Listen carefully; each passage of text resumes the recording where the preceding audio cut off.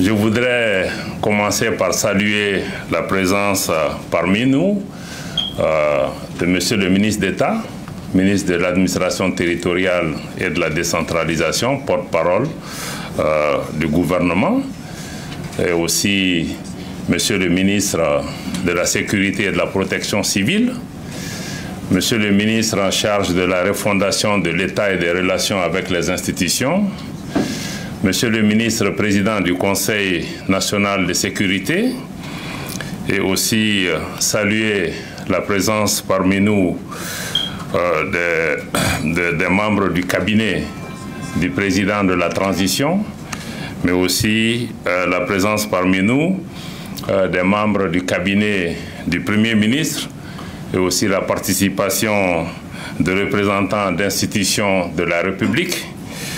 Je voudrais reconnaître et saluer la présence massive et très matinale avec nous du doyen et de l'ensemble du corps diplomatique invité pour la cérémonie. Je voudrais aussi les saluer et les remercier. Je voudrais saluer en particulier les éminents membres du panel qui ont accepté de se prêter avec nous à cet exercice et de partager leur expérience et d'avoir une conversation entre eux, mais une conversation surtout avec les Maliens, avec toutes les personnes qui sont en ligne et qui nous suivent. Je voudrais vraiment les remercier d'avoir accepté cela. Remercier en particulier notre frère Jules Domtier, qui est le directeur général de Vox Africa, qui est venu de très loin pour pouvoir participer à ce débat. Avant d'aller plus loin, je voudrais tout d'abord remercier son Excellence le colonel Assimi Goïta, président de la transition, chef de l'État, d'abord pour avoir accepté que nous organisions un tel événement, pour avoir aussi, dès le départ, apporté son plein appui à cet événement, et aussi pour le fait que le président de la transition a une connaissance et une compréhension absolument très très claire aujourd'hui des enjeux communicationnels autour de notre pays. Et notre pays, notre armée, notre population, nous sommes aujourd'hui sur plusieurs fronts sur le terrain. Et dans la compréhension du président aujourd'hui, le front informationnel est un front qui est extrêmement important, c'est un front qui est déjà ouvert, c'est un front à travers lequel notre pays est agressé, notre pays est dénigré, notre pays est malmené de mille façons. Et c'est un front sur lequel aussi, comme nous avons la démarche dans le cadre de la refondation pour le président de la transition, notre pays ne va pas se présenter en victime. Nous devons comprendre ce qui se passe. Nous devons connaître les enjeux, nous devons nous préparer, nous devons riposter, nous devons être à l'offensive. Et nous en avons les moyens, nous en avons les capacités. Et aujourd'hui, il est absolument très clair que, en tout cas dans la vision du président, la population est le centre de gravité de toute notre action. Et je pense que ceux qui nous combattent aussi ont exactement la même vision, ils ont compris ça. Autant les autorités de la transition font tout pour pouvoir acquérir, en tout cas, le cœur et les esprits des populations, être honnêtes avec elles, les associer à tout ce que nous faisons, des investissements importants sont faits aussi pour pouvoir transformer cette population en armes contre notre pays et contre ses autorités. C'est pourquoi, dès le début, le président a soutenu très fortement, et d'ailleurs, je pense que ce n'est pas habituel que nous ayons des membres du cabinet du président qui participent même à ce type d'exercice. Donc je voudrais vraiment reconnaître et saluer cela. Je voudrais aussi saluer, remercier tous les membres des médias, les représentants d'instituts de recherche, d'institutions académiques, d'organisations de jeunes, d'organisations de femmes. Et aussi, je dois dire que nous ne sommes pas... Dans la salle ici, peut-être que nous représentons 2% de l'auditoire parce que nous avons voulu associer à cet exercice toutes les personnes qui sont intéressées. Je voudrais en particulier saluer les hommes, les femmes, les jeunes qui nous suivent ici au Mali, sur les marchés, dans la rue, mais qui nous suivent aussi en dehors du Mali et même de la diaspora.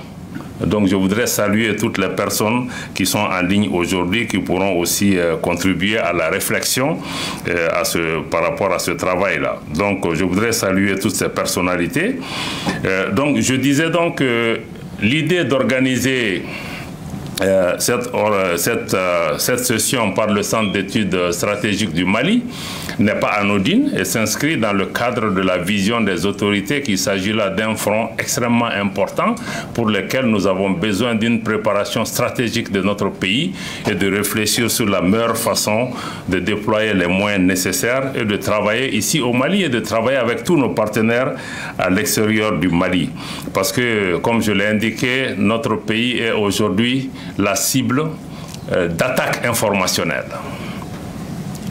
Et je pense que ce n'est pas un secret, ce n'est un secret pour personne. Je suis certain que les sommes qui sont investies pour des armées, les sommes plus importantes sont aujourd'hui investies pour pouvoir faire dérailler ce qui se joue aujourd'hui au Mali. Parce que tout le monde comprend que ce qui se joue au Mali aussi a un impact sur pratiquement peut-être ce qui est en train de se jouer dans le continent en entier. Autant nous, Maliens et nous, progressistes, souhaitons que l'exercice qui se joue ici se passe bien, autant d'autres investissent pour faire en sorte que cet exercice ne puisse pas aller loin, parce que nous devons comprendre qu'aujourd'hui nous sommes dans un monde de confrontation et que la colonisation est terminée officiellement, mais nous sommes dans un monde encore où il y a des enjeux géostratégiques et géoéconomiques extrêmement importants. L'Afrique est un enjeu, le Mali est un enjeu. Et certains seraient même heureux de vider nos pays des populations pour pouvoir prendre les ressources qui y sont. Donc ce sont des enjeux extrêmement importants de contrôle. Donc l'information s'inscrit dans le cadre de ces objectifs et de ces desseins, de pouvoir perpétuer la domination, de pouvoir perpétuer aussi des politiques hégémoniques. Et pour arriver à cette fin, il faut diaboliser, il faut manipuler, il faut déstabiliser les pays. Et le danger de cet exercice, c'est que, bon, dans les autres cas, on peut armer un militaire pour aller se battre, mais dans la guerre informationnelle, inconsciemment, nous-mêmes devenons une arme, souvent, comme on le dit, à l'insu de notre plein gré. Souvent, on le sait, souvent, on ne le sait pas, mais on est une arme. Et le fait d'être conscient que je peux être une arme contre moi-même, contre ma communauté, contre mon pays, contre mon gouvernement, je crois que c'est déjà un pas important si nous arrivons à travers cette conférence à pouvoir déjà arriver à cette prise de conscience. Je pense que c'est un pas extrêmement important. Donc dans le cadre de cette guerre informationnelle aussi, il y a lieu de comprendre que c'est vrai qu'il y a des médias qu'on appelle les médias classiques, qui ont aussi une certaine crédibilité, donc des médias modernes, mais il y a une constance aujourd'hui que l'information est une matière fondamentale des relations internationales. C'est un instrument d'influence, c'est un instrument de puissance, un instrument de positionnement géostratégique ou géoéconomique, mais c'est aussi un instrument de contrôle et de domination. Parce que dans le passé, on avait peut-être besoin d'envoyer des armées dans les pays pour pouvoir les contrôler, mais aujourd'hui, on contrôle par l'esprit. On n'a pas besoin d'envoyer une armée. Donc on peut avoir une armée projetée au Mali qui se bat pour d'autres intérêts, qui ne sont même pas des gens que nous pourrons identifier, qui sont nos frères, nos sœurs, nos amis, nos collègues. Donc ça, il faut que nous soyons vraiment conscients de ça. Il s'agit essentiellement de politique de domination.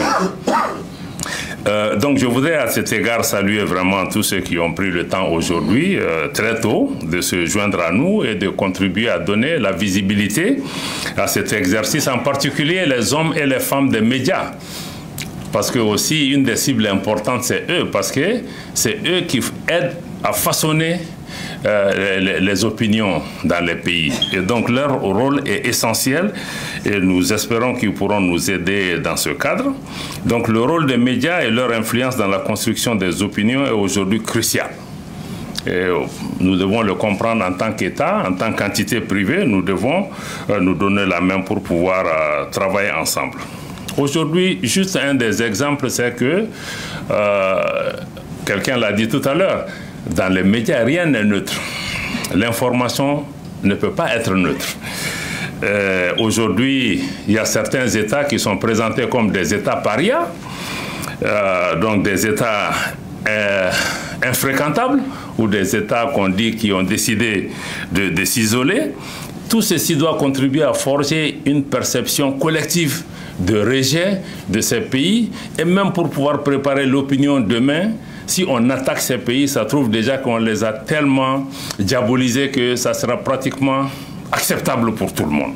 Je crois que vous voyez aujourd'hui, même le fait que certains décident que bon, on décide d'appeler certains gouvernements juntes, et d'autres gouvernements qui sont venus dans les mêmes conditions avec d'autres noms, c'est parce qu'on veut les légitimer et pour pouvoir attaquer ceux qu'on n'aime pas, parce qu'on a déjà mis le label junte et on met toute la connotation négative.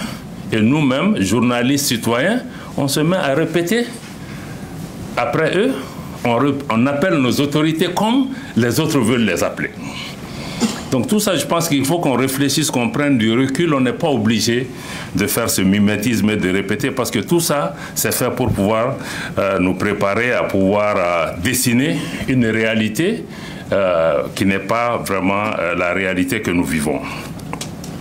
Donc ce rôle aussi dans le passé, c'est vrai, c'était beaucoup plus les médias traditionnels. Il est vrai que quand on était jeune à l'époque, enfin je suis encore jeune, hein, donc on disait toujours, j'ai lu dans les journaux, j'ai écouté dans telle radio, donc tout ce que la radio disait était par définition parole de Dieu, parole d'évangile, parole de Coran, et c'était vrai. Mais aujourd'hui, nous nous rendons compte que ce n'est pas le cas. Parce qu'une radio est un outil, un instrument. Il faudra que nous-mêmes nous réfléchissions. Derrière la radio, il y a qui, il y a quoi? Je vais peut-être en venir à ça pour expliquer. Donc il y avait ces médias traditionnels, aujourd'hui qui sont débordés surtout par les médias, les réseaux sociaux. Il y a Facebook, il y a Twitter, il y a TikTok, aujourd'hui qui constituent des nouveaux outils des nouveaux outils d'information.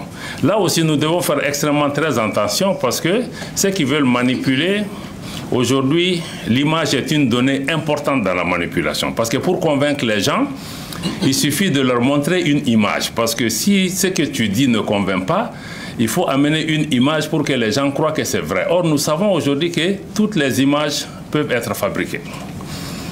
Toutes les images peuvent être fabriquées. Donc nous devons faire extrêmement attention à ces manipulations. Nous devons faire attention aussi aux différents faux comptes qui sont créés aujourd'hui sur les différents réseaux sociaux.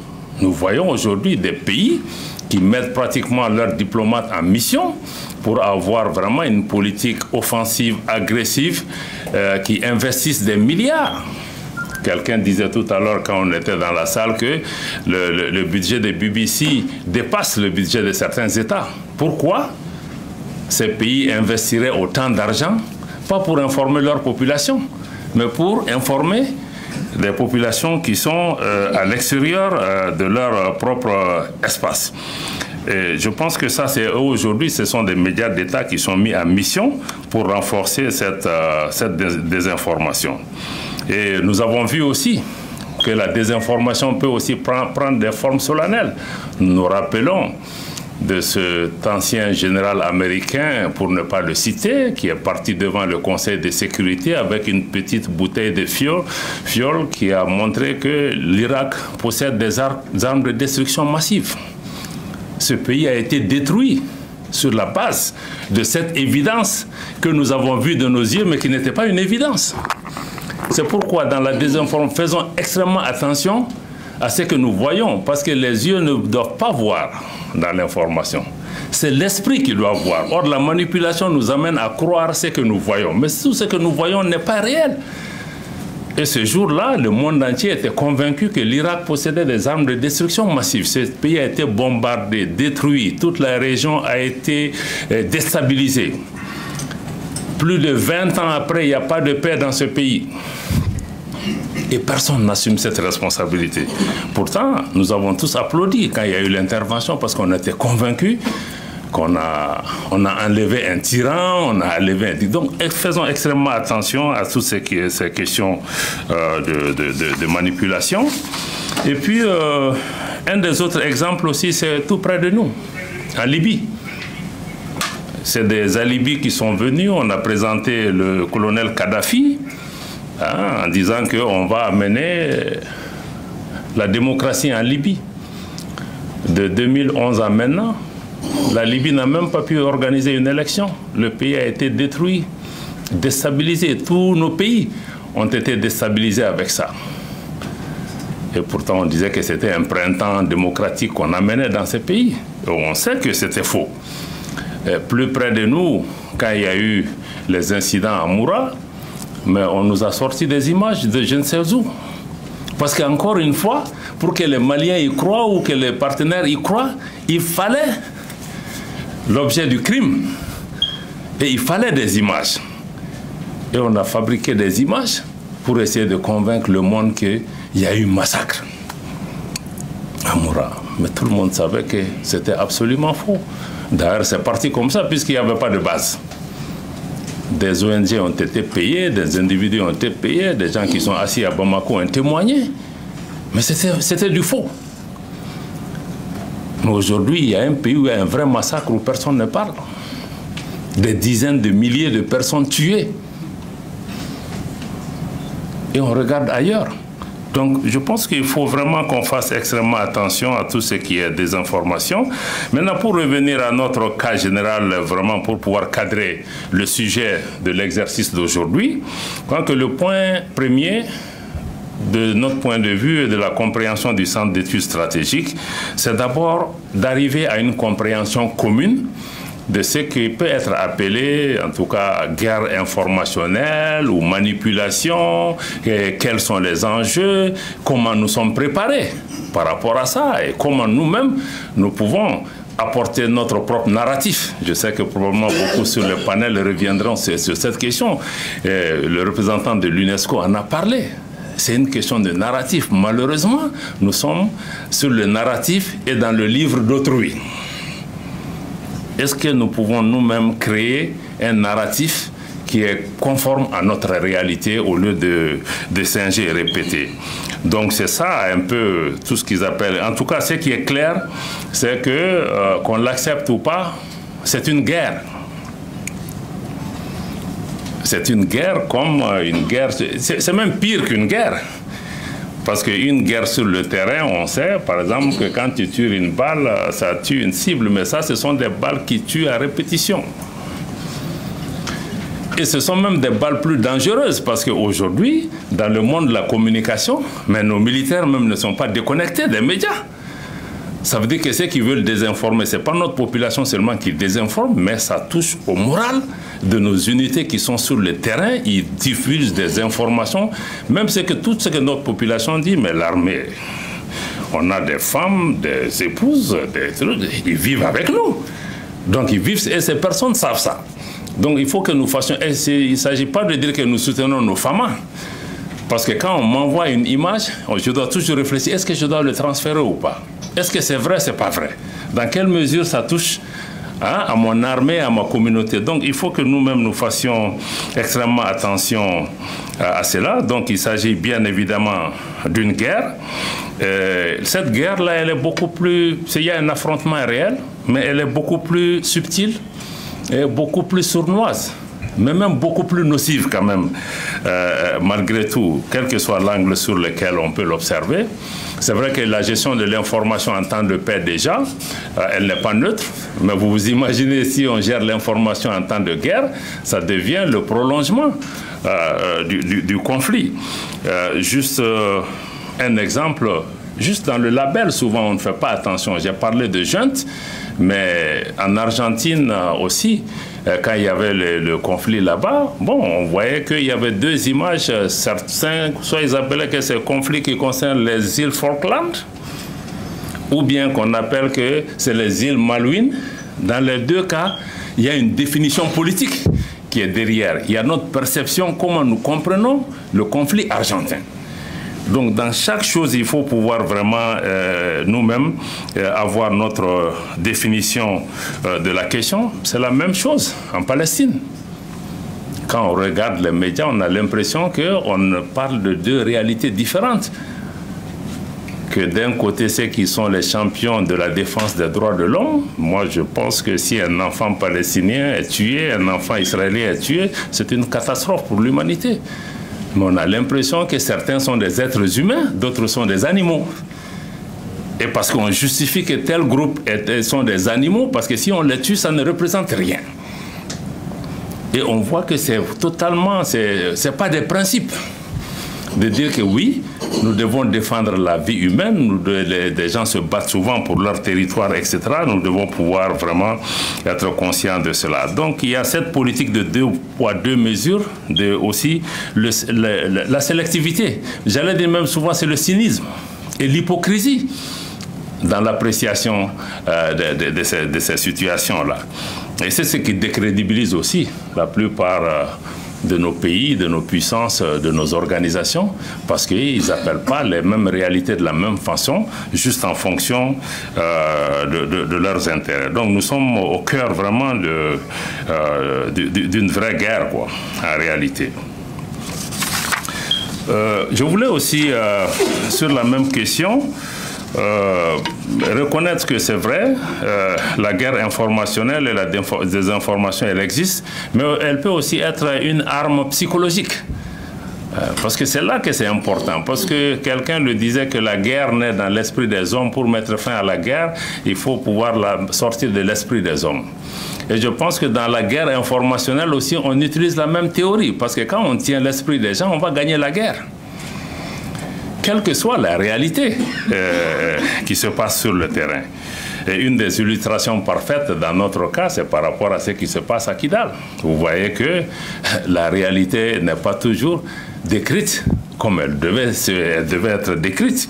Aujourd'hui, il est un fait pour nous tous, pour vous, pour nous, que les forces armées maliennes contrôlent cette localité. Mais il y a certains qui essayent par tous les moyens. D'abord, on a nié que c'était possible. Après, quand ça a été possible, on dit que non, c'est pas eux qui ont fait. Ah, s'ils ont fait, ils n'étaient pas seuls. Il y a d'autres qui ont... Tout ça, c'est pour pouvoir dénigrer, diaboliser et montrer que les forces armées maliennes ne valent rien. Elles ne peuvent pas faire ça. Elles ne peuvent pas avoir réussi. Surtout, elles ne peuvent pas avoir réussi là, nous, force internationale, après avoir investi des milliards de dollars pendant 10 ans, on n'a pas pu le faire. C'est une petite armée malienne. Donc ça montre qu'il y avait un problème. Il y avait un problème, nécessairement. Donc c'est vraiment des tentatives de dénigrement et auxquelles nous ne devons pas vraiment nous prêter. On voit vraiment qu'on est au cœur aussi des fake news. Toutes sortes d'images sortent. Maintenant, si il y a des tentatives aujourd'hui pour me montrer que, bon, maintenant, s'ils ont pris là-bas, bon, il y a des massacres. On sort des images, même d'autres conflits. On essaye de montrer toutes sortes de choses pour pouvoir décrire une réalité qui n'est pas notre réalité. Donc nous devons faire attention à toutes ces questions pour pouvoir vraiment avancer dans le traitement de ces questions. Et là encore, pour ce qui se passe à Kidal ou ailleurs, il faut comprendre que la guerre informationnelle autour de Kidal, c'est beaucoup plus parce que depuis notre pays a pris certaines positions, il y a certains pays qui nous sont foncièrement hostiles et qui ne veulent rien montrer qui se passe, qui soit positif dans notre pays. Donc c'est là où la guerre se situe de façon générale par rapport à cette question. Et il y a des diffusions qui se font à ce niveau-là. Nous devons pouvoir travailler pour pouvoir réduire les capacités de nuisance. Et c'est pourquoi aussi on a même dû interdire certains médias, parce que ces médias étaient des instruments d'un pays qui a perdu pied ici. Parce que le Mali n'est pas contre la liberté de la presse ou quoi que ce soit. Mais si on devient des agents de l'étranger, des agents d'une politique de déstabilisation ou des agents pour pouvoir diviser un pays, là, il ne faut pas aussi que nous puissions nous asseoir pour pouvoir les regarder parce qu'ils sont sortis de leur rôle à partir de cet instant. Donc, il devient évident que ce sont des instruments de déstabilisation que nous n'allons pas pouvoir accepter et auxquels aussi nous devons pouvoir réagir. Parce qu'il y a certaines puissances qui sont encore, comme je l'ai indiqué, dans une approche de domination, de contrôle de nos pays. Mais aussi toute cette désinformation prouve quelque part que les choix opérés par son Excellence le colonel Assimi Goïta et l'ensemble du gouvernement étaient des choix pertinents. Parce que si on s'est cassé la figure, il n'aurait pas à faire autant d'efforts pour pouvoir montrer que ça ne marchait pas. Je pense que ça, il faut vraiment que nous-mêmes, on ait un réarmement moral pour pouvoir tenir face à cette désinformation qui est ambiante. Aujourd'hui, nous savons que la réalité qu'on tente de décrire à Kidal n'est certainement pas celle qu'elle est. Il faudra qu'on voit de plus près. Je voudrais saluer ici l'action des forces de défense et de sécurité maliennes pour le travail extraordinaire qui a été fait, avec tous les sacrifices qui ont été consentis, mais aussi avec vraiment l'appui des plus hautes autorités, les moyens qui ont été dégagés, qui sont les moyens des Maliens. Ce qui a été accompli à Kidal est d'autant plus significatif que notre pays est pratiquement sous sanction, ne reçoit d'aide pratiquement de très peu de partenaires. Il a pu faire cet investissement, arriver à ce résultat, je pense que c'est extrêmement important. Pour ceux qui pensent que cette victoire, elle n'est pas significative, je crois qu'il faut juste leur répondre par rapport à la capacité de nos forces de défense et de sécurité. Je vais peut-être faire la citation encore d'un homme d'État chinois, Deng Xiaoping, que j'aime citer, que peu importe qu'un chat soit gris ou noir pourvu qu'il attrape la souris. Et ce chat fama attrape la souris. C'est ce qui est important. Donc s'il y a une histoire à retenir par rapport à ceux qui veulent désinformer, c'est ça. Ce chat attrape la souris.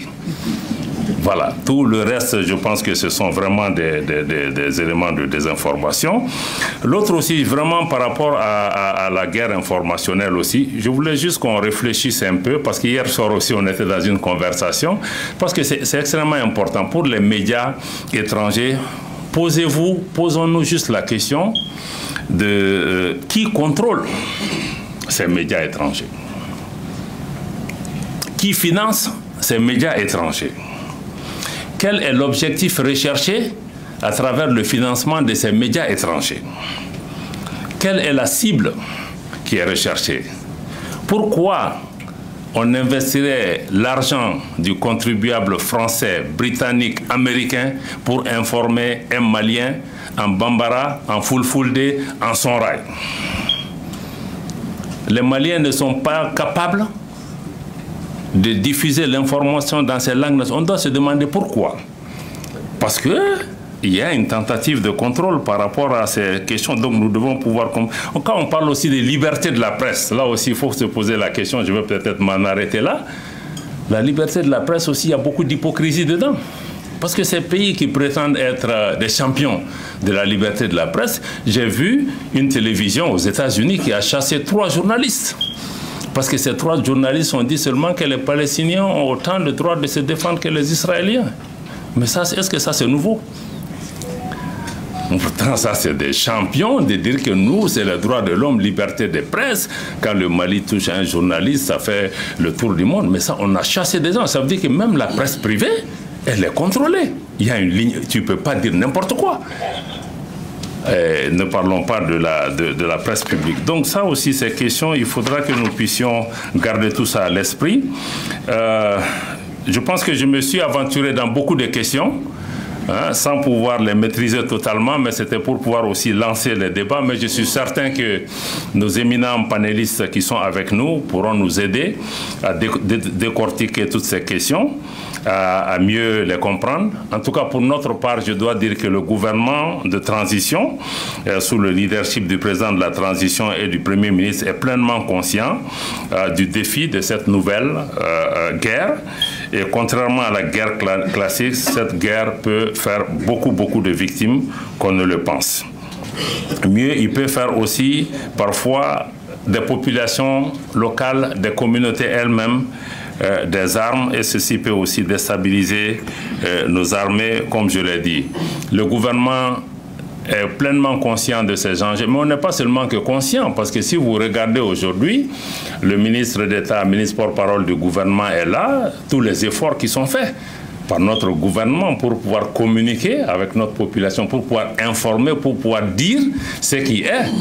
Que les autres y croient ou pas, ce n'est pas important. Pour nous, ce qui est important, c'est ce que les Maliens pensent d'abord. Donc il y a des efforts qui sont faits là-bas, au niveau du ministère de la Communication et de nos différents organes privés ou publics. Je sais qu'il y a beaucoup d'efforts qui est fait pour pouvoir expliquer. Je vais en particulier féliciter le ministère de la Défense, nos forces de défense et de sécurité, la DIRPA. On voit qu'il y a eu un investissement et des résultats qualitatifs aujourd'hui dans la communication. Et je sais que beaucoup de médias aujourd'hui, par rapport à la situation sécuritaire du Mali, utilisent les sources maliennes. Parce que aussi, aujourd'hui, notre armée génère son information et informe par rapport à ce qui se passe sur le terrain. C'est dire que nous aussi, aujourd'hui, notre riposte est en cours. Par rapport à cette guerre informationnelle à laquelle nous ne voulons pas être des spectateurs, nous voulons être des acteurs, nous voulons pouvoir raconter nous-mêmes notre histoire et nous voulons pouvoir compter aussi sur les populations parce que, encore une fois, ce sont nos populations ici, c'est cette diaspora africaine et autres qui sont aujourd'hui pleinement mobilisées. Parce qu'encore une fois, notre arme principale, ce sont les idées, c'est notre conviction. Et nous ne sommes pas aussi faibles que certains peuvent le penser. Donc nous devons comprendre que pour cela, nous devons pouvoir vraiment maîtriser l'information, générer l'information, être des acteurs et définir ce que nous voulons par rapport à ça. Et travailler aussi toujours dans un esprit patriotique, qu'on soit journaliste, qu'on soit de la société civile. Ce qui est important, c'est d'aimer notre pays. Et de dire les choses telles qu'on les sent. Donc je voudrais dire ça en guise d'introduction. Je m'excuse d'avoir été un peu long, mais voilà, j'attends avec beaucoup d'intérêt le débat au niveau des panels et aussi de vous voir contribuer aussi à cette discussion. Nous ne sommes pas venus ici pour apprendre aux gens. Nous-mêmes décideurs, nous sommes là aussi pour comprendre, pour voir ce que nous-mêmes nous devons faire. Et un point qui est important aussi, nous, Africains, les États, les institutions privées, les communautés, il faut que nous investissions dans l'information. Il faut que nous investissions, autant nous investissons dans nos armées. Aujourd'hui, si la guerre informationnelle est réelle, il faut que nous investissions, nous y mettons des ressources pour pouvoir être préparés. Merci beaucoup. Excellent.